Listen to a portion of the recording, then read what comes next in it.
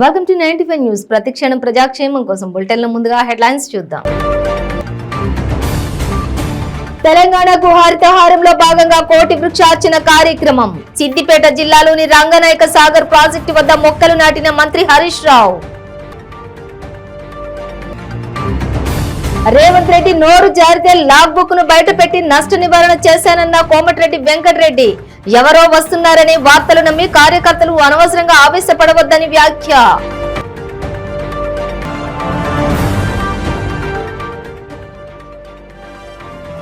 గొలుసుకట్ట చెరువులను పునరుద్ధరించామన్న దాస్యం వినయ్ భాస్కర్. కుల వృత్తులను అన్ని విధాలుగా ప్రభుత్వం ఆదుకుంటుందని వెల్లడి. ముస్లింల అభివృద్ధికి ఎన్నో సేవా కార్యక్రమాలు చేపట్టామన్న కాకినాడ సిటీ ఎమ్మెల్యే ద్వారంపూడి చంద్రశేఖర్ రెడ్డి. నూతనంగా నిర్మించబోయే ఉర్దూ ఘర్ కు శంకుస్థాపన. డీటెయిల్స్ చూసే తెలంగాణకు హరితహారంలో భాగంగా కోటి వృక్షార్చన కార్యక్రమంలో పాల్గొన్నారు మంత్రి హరీష్ రావు. సిద్దిపేట జిల్లాలోని రంగనాయక సాగర్ ప్రాజెక్టు వద్ద మొక్కలు నాటారు. ప్రాజెక్టు చుట్టూ మొక్కలు నాటే కార్యక్రమానికి శ్రీకారం చుట్టారు. ఈ కార్యక్రమంలో స్థానిక ప్రజా ప్రతినిధులతో కలిసి 10,000కు పైగా మొక్కలు నాటారు మంత్రి.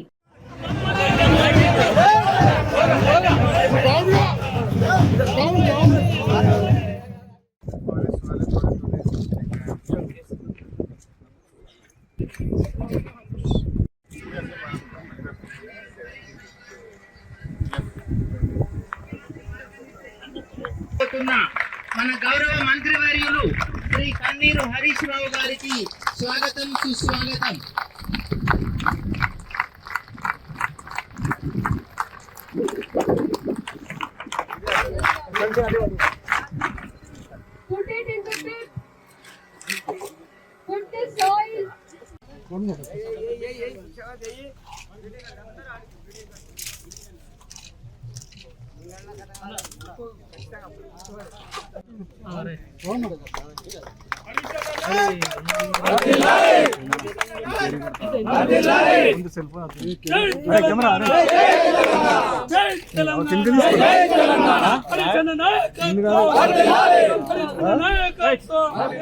ఉచిత విద్యుత్ పై పార్టీ అధ్యక్షులు రేవంత్ రెడ్డి నోరు జారితే తాను లాగ్ బుక్ ను బయటపెట్టి నష్ట నివారణ చేశానని కాంగ్రెస్ పార్టీ సీనియర్ నాయకుడు ఎంపీ కోమటిరెడ్డి వెంకటరెడ్డి అన్నారు.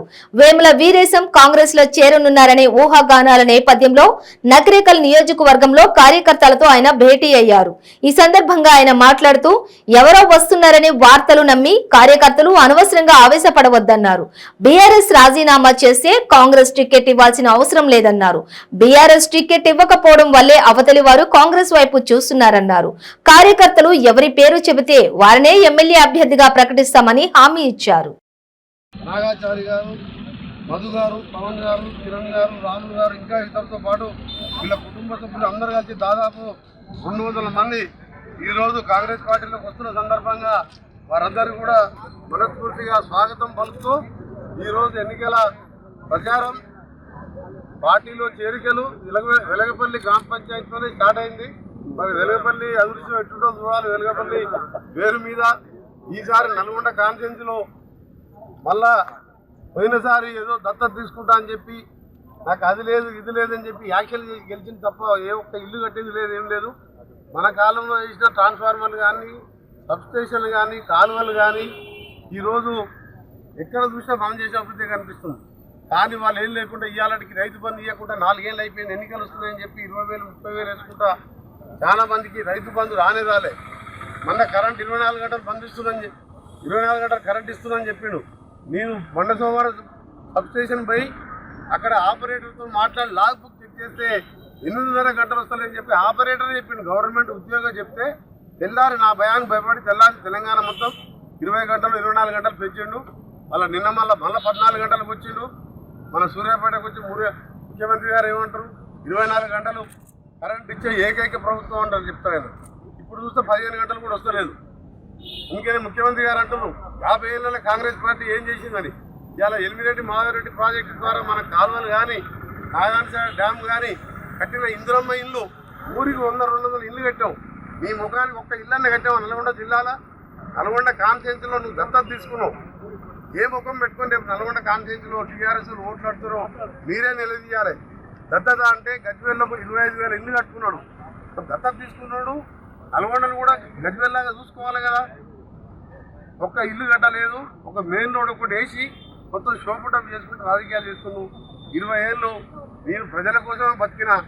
ఇవాళ పేదవాళ్ళు ఈరోజు ఎక్కడ బాధపడ్డా నా సొంతంగా సాయం చేస్తూ ఈరోజు మీ అందరి మధ్యలో ఉంటున్నాను. కాబట్టి వచ్చే ఎన్నికల్లో మంచి మెజార్టీతో గెలిపించి మీరే లీడర్లుగా, మీరే ఒక కోమటిరెడ్డి వెంకటరెడ్డి లాగా భావించి ప్రచారం చేయాలి. నేను కూడా అన్ని గ్రామాలకు వచ్చిపోతాను. కాకపోతే నాకు అదనపు బాధ్యత 15-20 సీట్లు నేను గెలిపించే బాధ్యత కూడా నా మీద ఉన్నది. స్టార్ క్యాంపెయినర్గా కాబట్టి మన ప్రభుత్వం ఖచ్చితంగా వస్తుంది. ప్రతి ఒక్కరికి మొదటి నెలలోనే 2 లక్షల రుణమాఫీ చేపించే బాధ్యత స్టార్ క్యాంపెయినర్గా కోమటిరెడ్డి వెంకటరెడ్డి ఎవరు ముఖ్యమంత్రి ఉన్నా నేను ఒక ముఖ్య పాత్రలో ఉంటాను. కాబట్టి నేను ప్రభుత్వంలో ముఖ్యమైన పాత్రలో. తెలంగాణ రాష్ట్రం ఏర్పడిన తర్వాత గొలుసుకట్టు చెరువులను, కుల వృత్తులను ఆదుకునే విధంగా సీఎం కేసీఆర్ సొసైటీలను ఏర్పాటు చేశారని ప్రభుత్వ చీఫ్ విప్ దాస్యం వినయ్ భాస్కర్ అన్నారు. హనుమకొండ వడ్డేపల్లి చెరువులో చేప పిల్లల పంపిణీ చేశారు. గతంలో ఆంధ్ర పాలకుల వద్ద పనిచేసే విధంగా ఉండేది. తెలంగాణ ప్రభుత్వం ఏర్పాటయ్యాక కుల వృత్తులను ఇచ్చే విధంగా అన్ని విధాలుగా కూడా ప్రభుత్వం ఆదుకుంటుందని, ప్రభుత్వం కుల వృత్తులకు ఆర్థిక సహాయం కూడా చేస్తుందని, ప్రభుత్వానికి మీ సహాయ సహకారాలు ఉండాలని ప్రభుత్వ చీఫ్ విప్ దాస్యం వినయ్ భాస్కర్ పిలుపునిచ్చారు.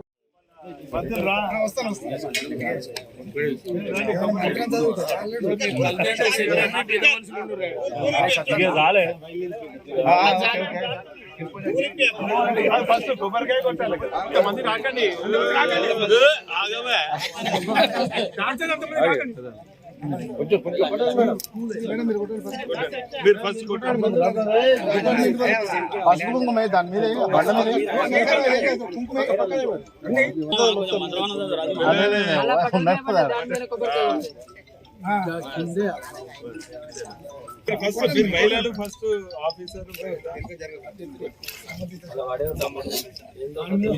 లోపలికి పోగానే ఒక్కొక్కటి 50 కిలోలు. అధ్యక్ష ఎవరు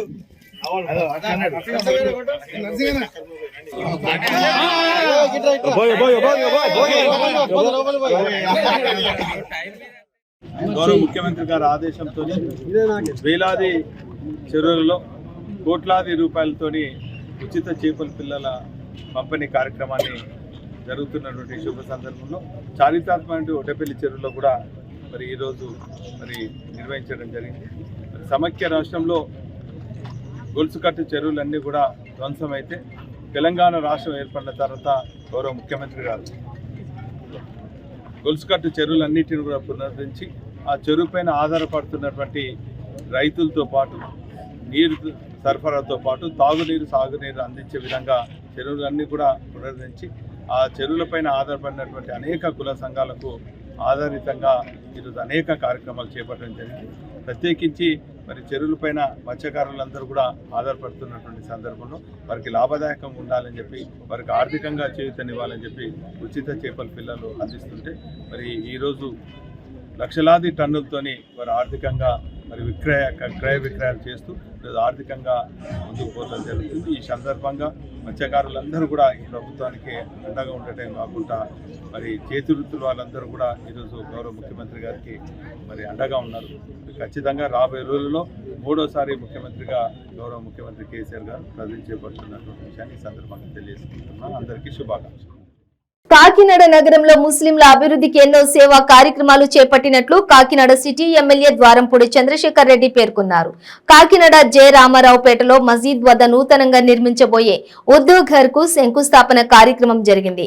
మసీద్ కమిటీ అధ్యక్షులు అధ్యక్షతన జరిగినటువంటి ఈ కార్యక్రమంలో సిటీ ఎమ్మెల్యే ద్వారంపూడి చంద్రశేఖర్ రెడ్డి ముఖ్య అతిథిగా పాల్గొనగా విశిష్ట అతిథులుగా MLC Karri Padmasri Kouda, chairperson Ragireddy Chandrakaladeepthi, YSR Congress party నగర అధ్యక్షురాలు సుంకర శివప్రసన్నలు పాల్గొనేందుకు రాగా కమిటీ సభ్యులు ఘన స్వాగతం పలికారు.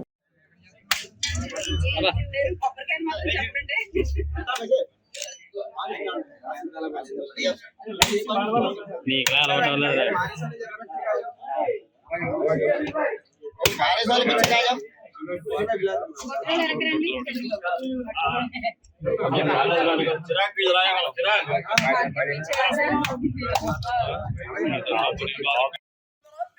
الناس ملك الناس إله الناس من شر الوسواس الخناس الذي يوسوس في صدور الناس.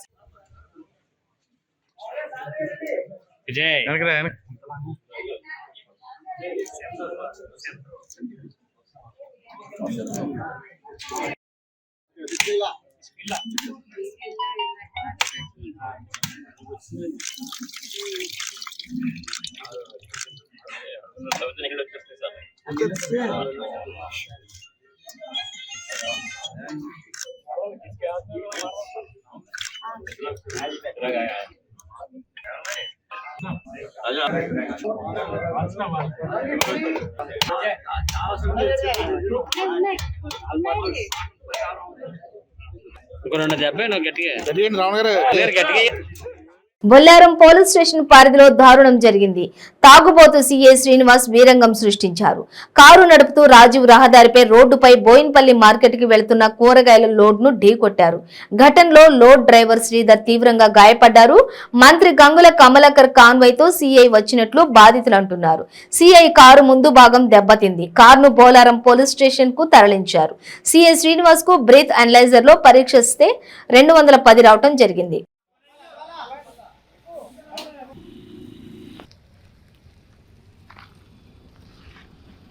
బండి తీసుకొచ్చారు ఆడికి.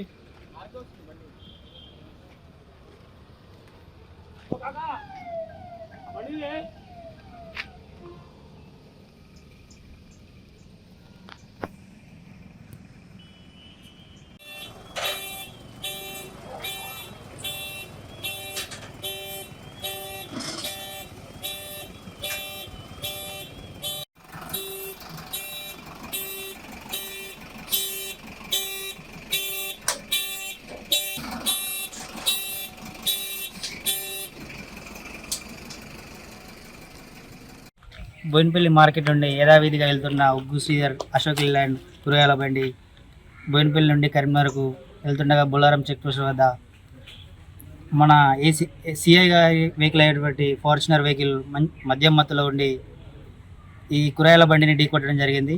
డ్రైవర్ వచ్చేసి తీవ్ర గాయాలతో మన పారాడైజ్ సన్షైన్ హాస్పిటల్లో అడ్మిట్ చేయడం జరిగింది.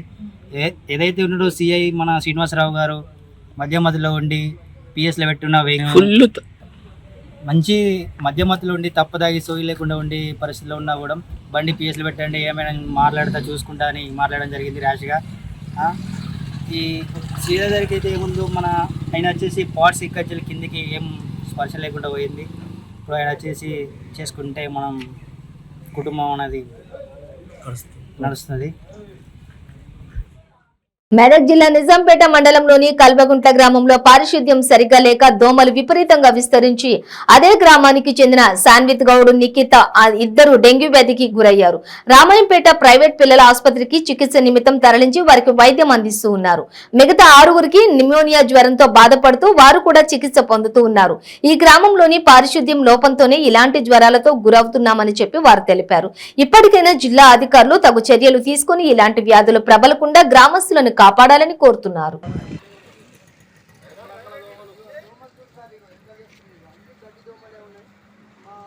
మొత్తంలో టోటల్గా యావరేజ్గా చూసినట్టయితే ఇవాళ గ్రామంలో పారిశుద్ధ కార్యక్రమంలో మన మెదక్ జిల్లాలోనే పారిశుద్ధ కార్యక్రమంలో కల్వకుంట గ్రామం ఒక జీరోలా ఉన్నది.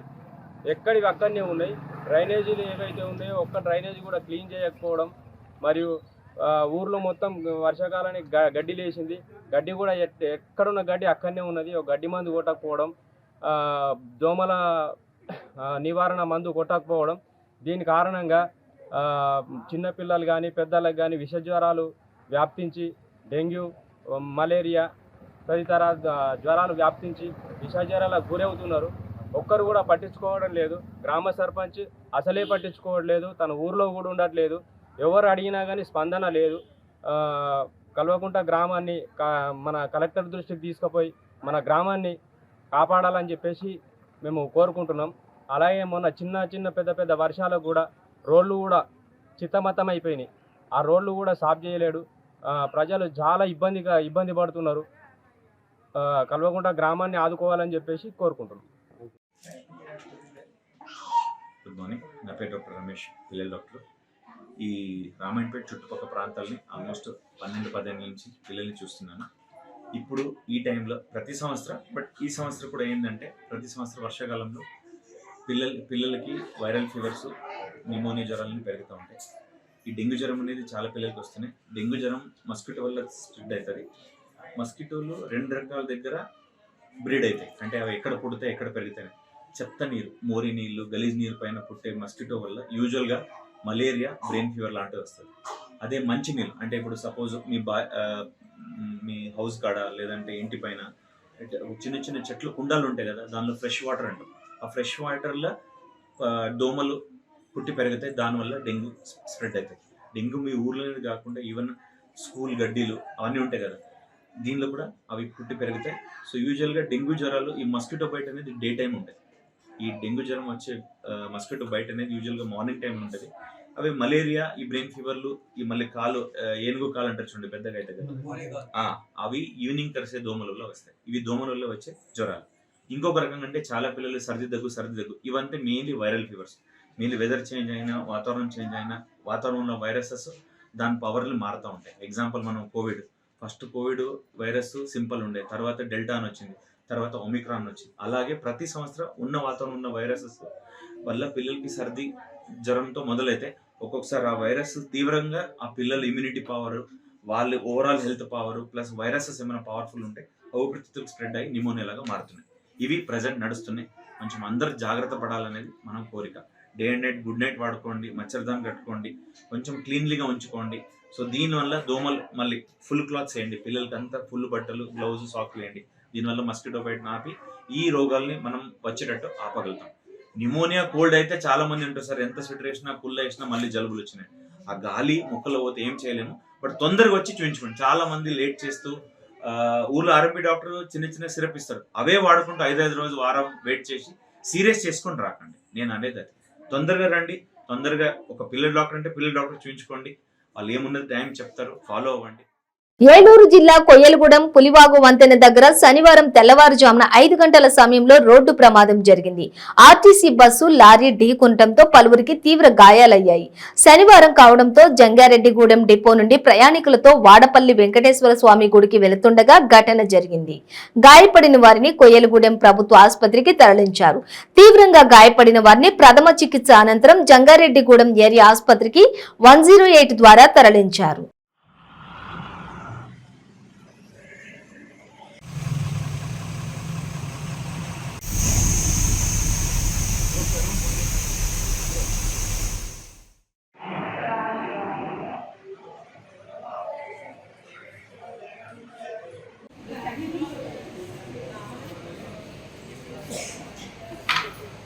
జంగారెడ్డి నుంచి 5 గంటలకు బయలుదేరి వాడపల్లి వస్తాం సార్. ఇక్కడ పైన దగ్గరికి వచ్చేసరికి లారీ ఎదురైపోయి జరిగింది. నేను టికెట్ కొట్టి కూర్చున్నాను, అట్లా సౌండ్ గర్మ సౌండ్ వచ్చి గాగో జనాలని కింద దింపాను. కొందరిని వేరే 2 బస్సులు వస్తే ఎక్కిస్తే కొంతమంది వెళ్ళాలంటే తర్వాత బండిలో తీసుకొచ్చి హాస్పిటల్కి తీసుకొచ్చాను. అయితే చాలామందికి దెబ్బలు తగిలింది. అదే ప్రాణాపాయం అయితే ఎవరు కాదండి. అది మామూలు అక్కడ దాకా బాగానే వచ్చిందండి కండిషన్లో. అది కూడా మన చేసి 52 మంది సార్. 52 అంటే ఇది వాడపల్లి ప్రతి శనివారం వెళ్తున్నాయి సార్. ఇవాళ 2వ బస్సు పెట్టారు, ప్రతిసారి ఒక బస్సు.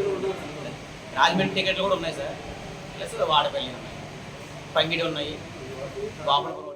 కర్నూలు నుంచి పువ్వులు తెచ్చి కడియపులంక కాలువలో పారబోస్తున్నారు. నిలకడలేని పూల ధరలతో రైతులు లబోదిబ్బోమంటున్నారు.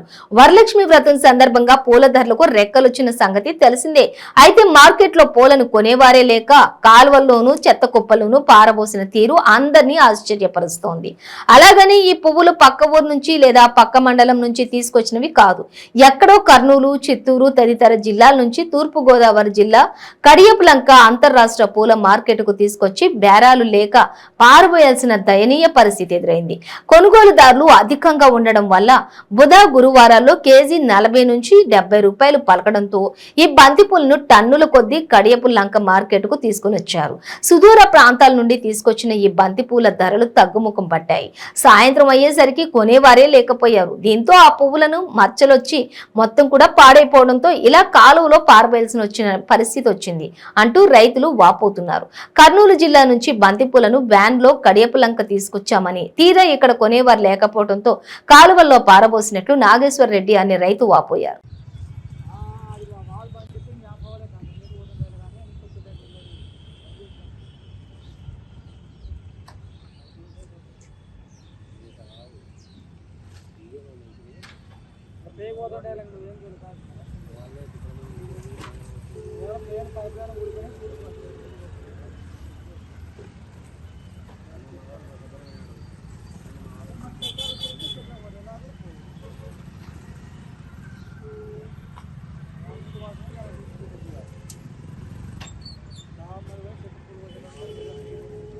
బేంచల్ల మండలం శంకలాపురం గ్రామం. బంతిపూలు తెచ్చాము. నిన్న మొన్న ఏదో రకంగా 40-50 ఉన్నది. సాయంత్రం మధ్యాహ్నం అంటే డౌన్ అయిపోయింది. ఇలా పారిపోయాల్సింది వచ్చింది. తీవ్రంగా నష్టపోతున్నాము. ఎన్ని టన్నులు పట్టుకొచ్చారు? 2 టన్నులు పట్టుకొచ్చామండి. అక్కడి నుంచి కోచ్ తీసుకొస్తానికి ఎంత అవుతుంది మీకు డబ్బులు? మొత్తం ఖర్చు వచ్చేసి 25 రూపాయలు పడుతుందండి. అక్కడ నుండి కమిషన్ బాడీ కోత కూలీలు అండి 25 రూపాయలు పడుతుంది. ఏలూరు జిల్లా నూజివీడు మండలం తుక్కులూరులో వైసీపీ నాయకులపై టీడీపీకి చెందిన యువగళం టీం టీడీపీ కార్యకర్తలు దాడి చేయడంపై స్థానిక ఎమ్మెల్యే మేక ప్రతాప్ అప్పారావు ఆగ్రహం వ్యక్తం చేశారు. వైసీపీకి చెందిన పాలడుగు విజయ్ కుమార్, ఎలమర్తి చిట్టిబాబు, తమ్మిశెట్టి చిన్ని, తొమ్మండ్రు బుజ్జీలపై దాడి చేయడంతో గాయాలయ్యాయని వారన్నారు. ఇక పాలడుగు విజయ్ కుమార్ ను చిట్టిబాబును గాయపడి చికిత్స పొందుతున్నటువంటి వారిని ఎమ్మెల్యే పరామర్శించారు. పట్టుమని 1000 మంది కూడా లేని యువగళం పాదయాత్ర ఏంటో నూజివీడు ప్రజలకు అర్థమైందని ఆయన అన్నారు.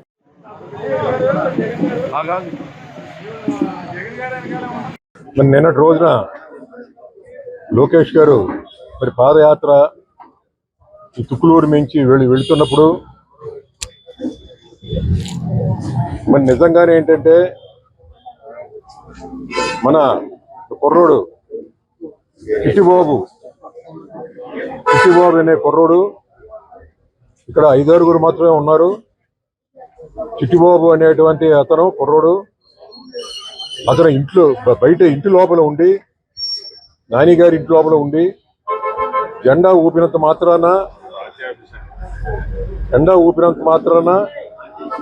ఆయన మీదకి వచ్చి కొట్టి, నానిగారిని కొట్టి, అదేవిధంగా చిట్టిబాబుని కొట్టి కింద పడేసి తన్ని ఇక్కడ అల్లరి సృష్టించాలని చెప్పేసి ప్రయత్నం చేసిన సంగతి అందరూ కూడా ఆశ్చర్యపోయాం. బిల్డింగ్ అద్దాలు కూడా రాళ్ళేసి కొడతాం జరిగింది. అద్దాలు కూడా మొత్తం 2-3 చోట్ల వేసింటే అద్దాలు కూడా డ్యామేజ్ అయింది. ఇవాళ ఇటువంటి మనస్తత్వం ఆయన లోకేష్ గారు ఎందుకు ఎంకరేజ్ చేస్తారో ఏంటో తెలియట్లేదు. నిన్న దాన్ని బట్టి అర్థమైపోయింది. ఓహో, ఈ పాదయాత్రకు ఇన్ని వేల మంది, ఇన్ని లక్షల మంది వస్తున్నారా అని అర్థమైపోయింది. ఆఖరి చూస్తే 1000 మంది కూడా లేరు. 1000 మంది కూడా లేని పాదయాత్రలో సరదా పడతా వీళ్ళందరూ మనోళ్ళు అనుకుంటా తిరుగుతా ఇవాళ లోకేష్ గారు మా నూజివీడు వచ్చి మమ్మల్ని మా కుర్రోళ్ళు కొడతాం, ఎక్కడి నుంచో చిత్తూరు నుంచి వచ్చిన కుర్రోళ్ళతో కొడతాం అనేది చాలా తప్పని చెప్పేసి నేను ఖచ్చితంగా చెప్తా ఉన్నా. మేము ఇట్లా వాటిని కూడా ఎక్కడా కూడా ఎంకరేజ్ చేయలేకపోవడం.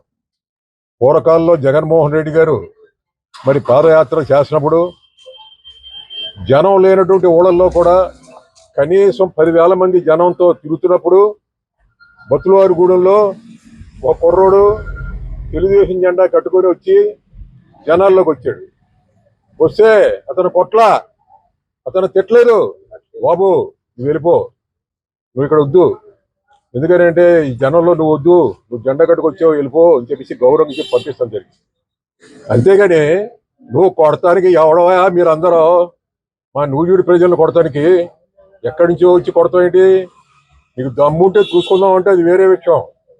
ఇవాళ నేను ఒకటి చెప్తున్నా మిమ్మల్ని నిజంగా నిన్న నూజివీడు టౌన్లో అడ్డగించాలంటే 5 నిమిషాలు పట్టేది కాదు. కానీ అందరూ కూడా ఏంటంటే ఆలోచించాం, మనం తప్పు చేయకూడదు, వాళ్ళు తప్పు చేశారు, మనం తప్పు చేయకూడదు. మనం ఏంటంటే శాంతి స్వభావాలుగా ఉన్నటువంటి మన నూజివీడు నియోజకవర్గంలో ప్రజల్ని ఏంటంటే కొట్టినందుకు చాలా మంది వచ్చి చెప్పారు, ఏమని, ఇదిగో మనం కూడా వాళ్ళకి అటాక్ చేయాలని.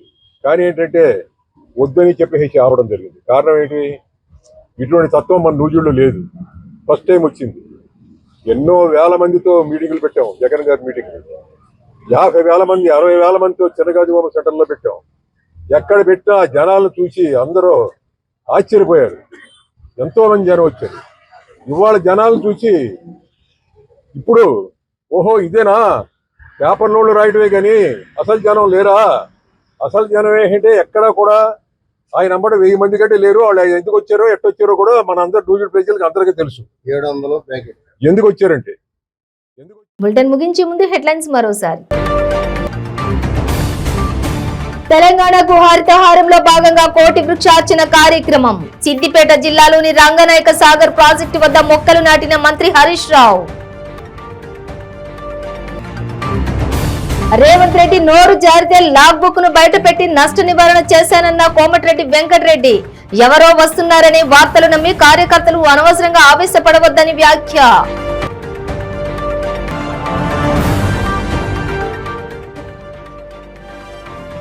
గొలుసు కట్ట చెరువులను పునరుద్ధరించామన్న దాస్యం వినయ్ భాస్కర్. కుల వృత్తులను అన్ని విధాలుగా ప్రభుత్వం ఆదుకుంటుందని వెల్లడి. ముస్లింల అభివృద్ధికి ఎన్నో సేవా కార్యక్రమాలు చేపట్టామన్న కాకినాడ సిటీ ఎమ్మెల్యే ద్వారంపూడి చంద్రశేఖర్ రెడ్డి. నూతనంగా నిర్మించబోయే ఉర్దూ ఘర్ కు శంకుస్థాపన. ఇవి బులెటిన్ డీటెయిల్స్. చూస్తూనే ఉండండి 95 న్యూస్.